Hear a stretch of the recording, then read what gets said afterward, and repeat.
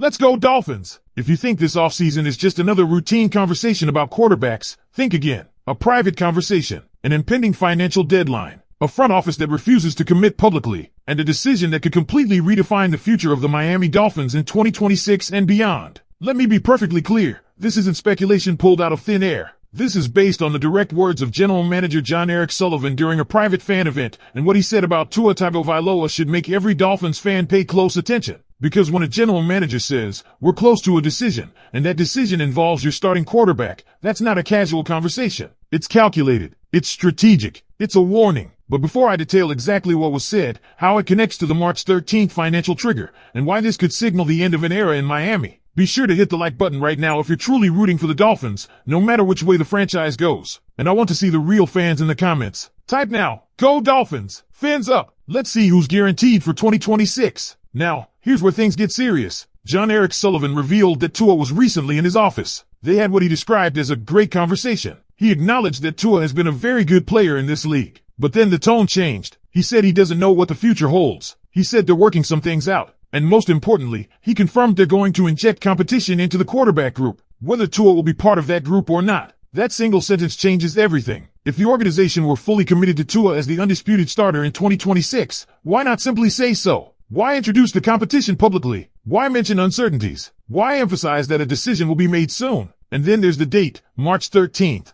If Tua remains on the roster after that date, $3 million of his 2027 salary becomes guaranteed. This isn't just a footnote. It's bargaining power. It's pressure. It's a ticking clock. You don't approach a financial trigger like this lightly, without clarity behind the scenes. Now, let's add the broader context. The perception of the league has taken a hit. NFL.com's final quarterback rankings for 2025 placed him 37th. There are only 32 starting quarterbacks in the league. That says a lot about how the national conversation has shifted. And when a quarterback's reputation publicly falls like that, it impacts his trade value. This brings us to speculation about the Los Angeles Rams. Some analysts believe Sean McVay sees Tua as a recovery project, potentially leaving him as Matthew Stafford's backup for a season before taking over as starter. On paper, it seems creative. In reality, the contract structure complicates everything. Would the Rams take the long-term risk? Would Miami have to foot the bill for most of the salary? Would the draft picks justify the investment? Or would a no-cost release before free agency be the most realistic outcome? While this uncertainty hangs in the air, the Dolphins have quietly hired Bush Hamdan as quarterbacks coach, a coach with experience developing mobile quarterbacks. Jeff Hafley's experience also leans toward athleticism at the position. A pattern is forming: mobility, competition, flexibility. We're starting to hear names like Malik Willis in free agency. We're hearing about young developing prospects like Talon Green. We're starting to see a group of quarterbacks that looks nothing like what we're used to. Which brings us to the uncomfortable but necessary question. Are we witnessing Tua Tagovailoa's final weeks as a Miami Dolphin? Will this be the bold restart that defines the Sullivan era? Or will it be a risky gamble that could harm the franchise? Because one thing is certain, when the front office openly admits that a decision will be made very soon, that decision is closer than most fans imagine. And now I want to know your opinion. If the Dolphins move forward before March 13th and fully embrace open competition in 2026, do you support this direction? Or do you believe they should persevere and build the team around Tua once again? A private fan event took place Thursday evening featuring John Eric Sullivan and Jeff Hafley, and during that session, the question everyone has been waiting for was asked, what's going on with Tua? Sullivan didn't dodge it. In fact, he offered one of the most revealing public comments we've heard so far. He said that Tua was recently in his office and that they had a great conversation. He acknowledged that Tua has been a very good player in this league. But here's where things get serious. Sullivan admitted that he doesn't know what the future holds right now. He made it clear they are working through some things, and that a decision is coming soon. He emphasized that they are going to infuse competition into the quarterback room, whether Tua is part of that room or not. Let that sink in. Sullivan also stated that Tua will be the first to know when a decision is made. But the key phrase was this: we're getting close to a decision. That timeline lines up with what Tom Pelissero of NFL Network reported recently, that there is expected to be a resolution regarding Tua by March 13th. Why is that date critical? Because if Tua is still on the roster past that date, $3 million of his 2027 salary becomes guaranteed. So now the pressure is real. And let's be honest with each other here. If the Dolphins were fully committed to Tua as their 2026 quarterback, wouldn't they have already said so? Sullivan could have easily come out and said, Tua is our guy. Instead, he talked about competition and uncertainty. That tells you everything. It feels like we are watching the final chapter unfold. And when you look at the broader landscape, the situation becomes even more complicated. His trade value around the league appears extremely low. NFL.com recently released its final quarterback rankings from 2025,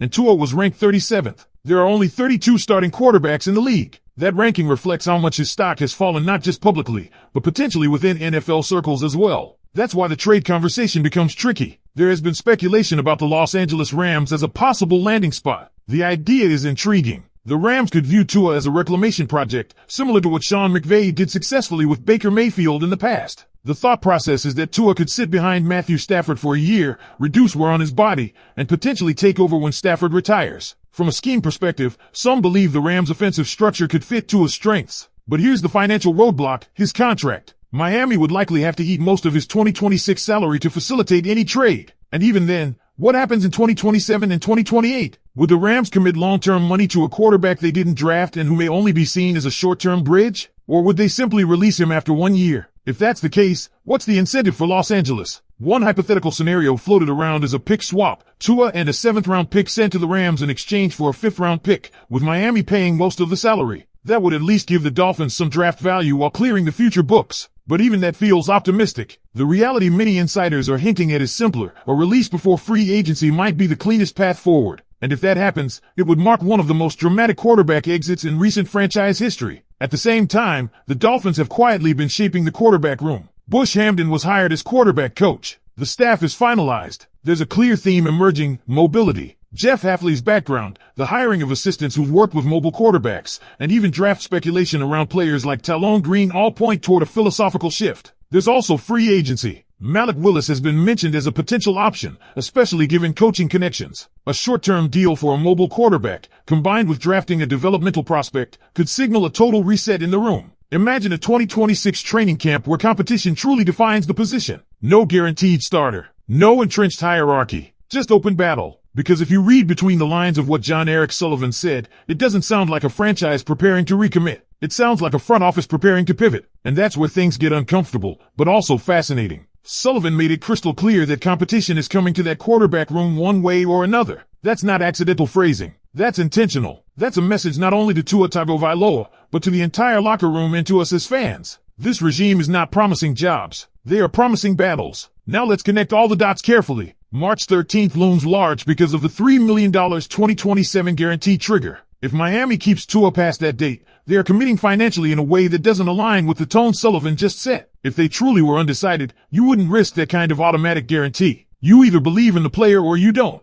And based on everything we're hearing, this feels like a team preparing to move before that financial checkpoint hits. But here's where the debate gets heated. Some fans argue that cutting Tua for nothing would be organizational malpractice. Others counter that forcing a trade by attaching valuable draft capital would be even worse, especially for a team that is clearly recalibrating its roster. And if there's one thing we know about Sullivan, it's that he values draft picks heavily. Attaching a 1st or 2nd round pick just to dump salary would completely contradict the rebuilding blueprint that seems to be forming. The Rams' idea sounds creative on the surface. A developmental year behind Matthew Stafford. A fresh offensive voice. A reset environment. But once you strip away the fantasy, you're left staring at contract math and long-term commitment questions. Would Los Angeles truly absorb the risk beyond one season? Or would they simply let Tua walk